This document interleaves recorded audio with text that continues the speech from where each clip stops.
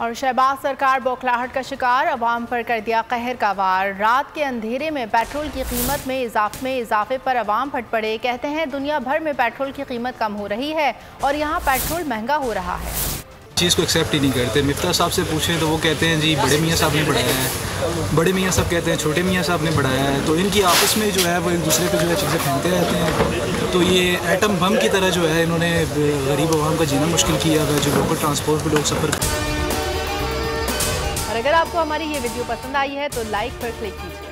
करते हैं उनके लिए बड़ी मुश्किल है। रात को इस टाइम पेट्रोलियम की जो कीमतें बढ़ी हैं, इस टाइम लोग सो रहे हैं और उन्होंने पेट्रोल बम गिरा दिए, इन्होंने प्राइस बढ़ा दिए। इन्होंने पहले महंगाई बहुत ज़्यादा थी, लोग उसको अफोर्ड नहीं कर रहे थे, तो ऊपर से और इन्होंने पेट्रोल महंगा कर दिया है और अभी इस पेट्रोल महंगा होने से महंगाई और बढ़ेगी। कोशिश करें कि आवाम को दे के फिर जो है पैसे बढ़ाएं। पहले ऑलरेडी ये सैलाब का बोल के हर कोई किसी दुकानदार के पास चले जाएं, वो कहता है जी सैलाब आया हुआ है, उसका रेट बढ़ गया।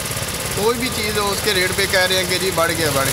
तो मैं हुकूमत से यही कहूँगा कि मेहरबानी फरमा के अपने पैसे जो है चोरी के वो जो खा रहे हैं हम पे थोड़ा सा रहम करें और ये आवाम पे रहम करें।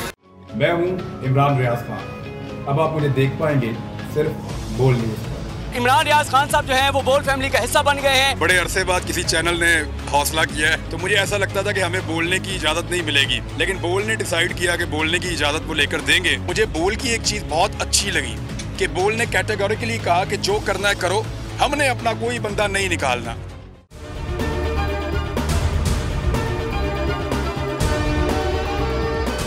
सबसे ज्यादा व्यूज, सबसे ज्यादा रील्स और सबसे ज्यादा रेटिंग के साथ बोल अब भी नंबर 1 पोजीशन पर बरकरार।